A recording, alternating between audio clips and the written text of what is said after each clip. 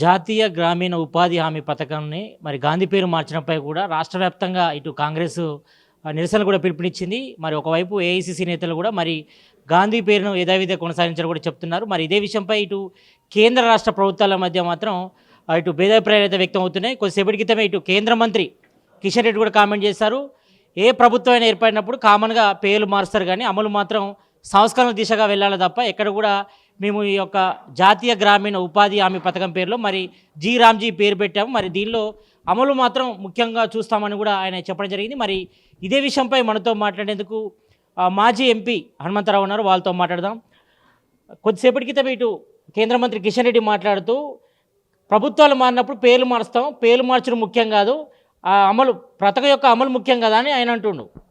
పేర్లు మార్చడం కాదండి, ఈ దేశానికి స్వాతంత్రం తెచ్చింది తప్ప కట్టె లేకుండా తుపాకీ లేకుండా అందరూ యుద్ధం చేద్దామన్నారు. సుభాష్ చంద్రబోస్ సిపాయిలను పెడదాం బ్రిటిష్ వారికి వ్యతిరేకంగా. అంటే మన దేశంలో ఎన్ని కులాలు ఉన్నాయి, ఎన్ని మతాలు ఉన్నాయి, ఎన్ని భాషలు ఉన్నాయి, అందరినీ ఏకం చేసిన తర్వాతనే సుభాష్ చంద్రబోస్ అన్నాడు ఈయన జాతిపిత అన్నాడు.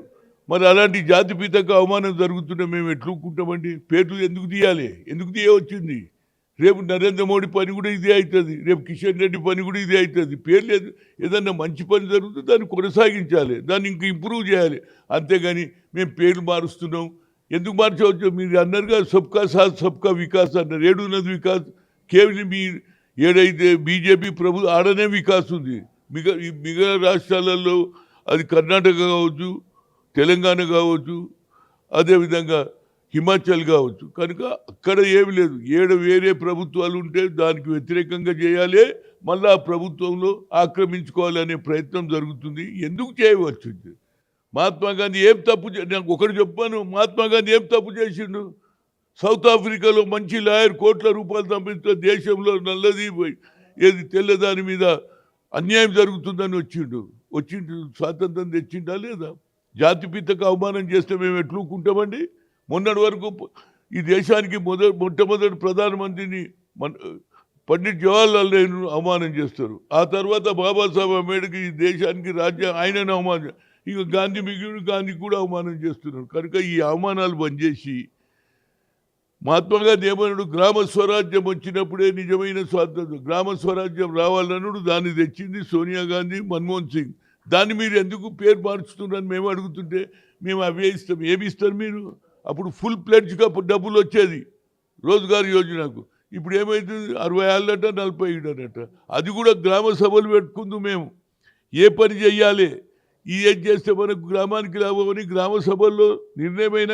ఇప్పుడు ఆడికెళ్ళి వస్తుంది ఆర్డర్, ఆడికెళ్ళి సర్కార్ ఆర్డర్ ఇస్తే ఇక్కడ ఇంప్లిమెంట్ చేయాలి. ఊరు తెలియదు, పేరు తెలియదు, వచ్చి ఏం పని చేస్తారు? కనుక దీన్ని ఇప్పటికన్నా ఆలోచన చేయాలి. దానికే ఏఐసిసి ఒక ప్రోగ్రాం ఇచ్చింది.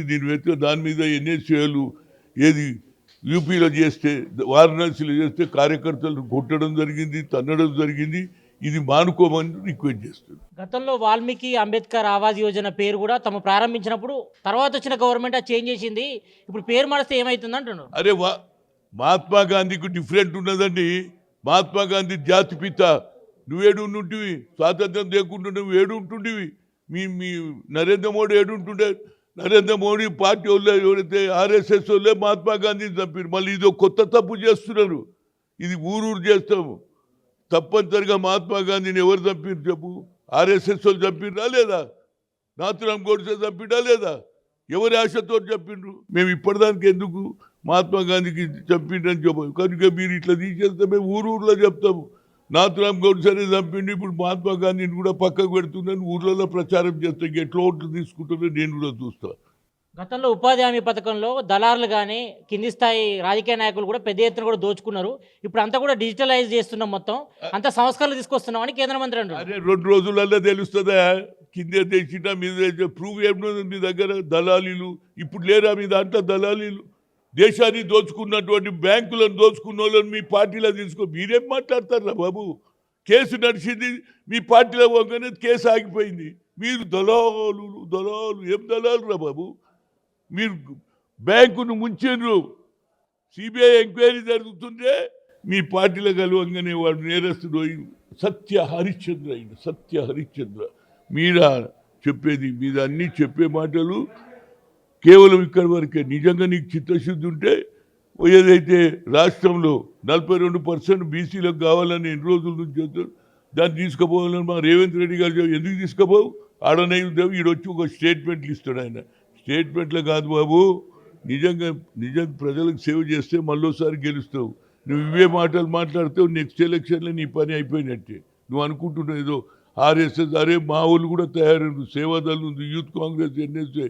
నేను అనేది ఇప్పటికన్నా మా ముఖ్యమంత్రి గారు రిక్వెస్ట్ చేశాడు, ఢిల్లీకి పోయి తీసుకుపోదాం. దాన్ని 42% మేము అన్నాము, దాన్ని కూడా మీరు సపోర్ట్ చేస్తలేరు. దాని మీద మేము వస్తే ఏం చేయాలని మీరు అగ్రకులాల పార్టీ మీది. మీరు 10% చేస్తే మేమేమైనా అన్నామా? ఏది ఈడబ్ల్యూఎస్ పెట్టేస్తే ఇవాళ మేము పెడితే మా మీద కోర్టులో కేసు వేస్తారు. జ్యుడిషియరీ అంతా మీ చేతిలో ఉంటుంది, సిబిఐ మీ చేతిలో ఉంటుంది, ఎలక్షన్ కమిషన్ మీ చేతిలో ఉంటుంది. ఏం చేస్తున్నారు బాబు? సరే ఇక ఆయన గురించి ఎక్కువ మాట్లాడకుండా 60-40 అంటారు మీరు. ఇప్పటికే దేశవ్యాప్తంగా 17,000 కోట్లు రిలీజ్ చేస్తాం. అందులో తెలంగాణ గవర్నమెంట్కి దాదాపు 340 కోట్లు అదనంగా ఇస్తున్నాం. ఇంకా 60-40 ఎక్కడ అంటాడు ఆయన. అరే ఆయన ఏం తెలియదు, ఆయనకు తెలియదు. ముఖ్యంగా మీ పిఎస్ఓలు చెప్తాడు. ఆయన ఉన్నాడు కదా ఫైనాన్స్ మినిస్టర్, ఎవరు బట్టి విక్రమార్కని అడుగుతా, ఆయనకు చెప్పని ఎన్ని వచ్చినట్టు చేస్తారు. Right, thank you. బీసీలకు 40% రిజర్వేషన్ విషయంలో అఖిల పక్షాన్ని ఎప్పుడు ఢిల్లీ తీసుకుపోతారు? మరి మీరు సైలెంట్ అయ్యారు కదా ఈ మధ్య. సైలెంట్ అయ్యారు. అఖిల పక్షం అంటే ఆయన టైం తీసుకుంటే పోతాం. మొన్న పోతే మీరు రోడ్డు మీద కూర్చుంటే, సీఎం కూర్చుంటే వస్తే మళ్ళీ మేము పోయొచ్చిన మళ్ళీ మీరే రాస్తారు. ఉట్టి చేయితో వచ్చినాం. ఈయన మంత్రి ఉన్నాడు, ఈడ ప్రజలు నిన్ను గెలిపించారు. మా బీసీలందరూ వేస్తేనే గెలిచారు, లేకుంటే మీరు అగ్రకులాలు ఎట్లా గెలుస్తారా భయ్? అందరం వేసినాం, ఎందుకంటే నేషనల్ పార్టీ అని. ఇప్పుడన్నా ఆయన బీసీల మీద చిత్తశుద్ధి ఉంటే మమ్మల్ని ఢిల్లీ తీసుకుపోను, ప్రధానమంత్రిని కలిపిమ్మను. మేము అందరూ అప్పుడు ఆయన టైం తీసుకుంటే అన్ని పార్టీల వాళ్ళని తీసుకొని మేము ఢిల్లీకి వెళ్తాం. మన పార్లమెంట్లో బిల్లు ఎందుకు పెట్టలేకపోయారు? మీ ఏఐసీసీ నేతలు కానీ, ఇటు ఇతర రాష్ట్రాలకు సంబంధించిన నేతలు కానీ, ఇటు రాహుల్ గాంధీ కూడా ఉన్నాడు కదా ప్రతిపక్ష నేతగా.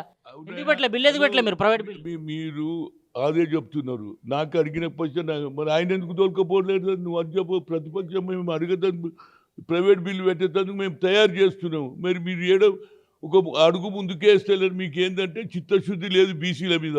బీసీలను వాడుకోవాలి, ఓట్లు ఇవ్వాలి, రాజ్యం నడిపించాలి. మా వాళ్ళు కూడా హుషారైపోయారు. ఆ రోజులు పోయినాయని ఇప్పటికైనా ఆయన తోలుకపోమని రిక్వెస్ట్ చేస్తున్నా. ఆయన సీనియర్ నాయకుడుగా మా ముఖ్యమంత్రిని వదిలితే మేము అన్ని పార్టీలు మేము ఆడికి పోయినాక మాకు ఇంటర్వ్యూ దొరకదు అనుకో, మరి రేవంత్ రెడ్డి పేరు చెడిపోతుందా లేదా? నువ్వు కేంద్ర మంత్రి, నువ్వు తీసుకెళ్ళు, నేను కూడా వస్తా. నేను బాగా తెలుసు ఆయనకు, నరేంద్ర మోడీకి. నేను ఓబీసీ ఎంపీ స్టేట్ 3 సార్లు కలిసిన. బీసీల ఇష్యూ కులంగానే చేయమన్నా చేయలే, ఏది క్రిమినల్ ఎత్తేమన్నా చేయలే, మాకు ఒక సెపరేట్ మినిస్ట్రీ అన్నా చేయలేదు. ఇప్పుడేదో ముసలి కన్ను రాస్తున్నారు. ఇప్పటికన్నా నేను మించిపోయింది లేదు. మన కిషన్ రెడ్డి గారు తీసుకుపోమను, మేము అందరం వస్తాం. సీఎం గారు కూడా అన్ని పార్టీలను పిలుస్తారు. Right, thank you. మొత్తానికైతే ఇటు జాతీయ గ్రామీణ ఉపాధి హామీ పథకంలో మరి గాంధీ పేరును తొలగించడం పట్ల కూడా మరి నిరసన కూడా వ్యక్తం చేస్తాం. మరి ఆ పేరు కూడా మార్చాలి, జీ రామ్జీ అని కూడా మరి గాడ్సే పేరు పెట్టారు. మరి జాతీయ గ్రామీణ ఉపాధి హామీ పథకంలో మరి మహాత్మా గాంధీ పేరు పెట్టేంత కూడా తమ పోరాటం ఆగదంటూ కూడా మాజీ ఎంపీ హనుమంతరావు చెప్తున్నారు. కెమెరామ్యాన్ అశోక్తో Satish, RTV, Hyderabad. Local to global news at your finger tips. మీ చేతిలో ఒక ఆయుధం. Download raw TV app. Media legend Ravi Prakash is back.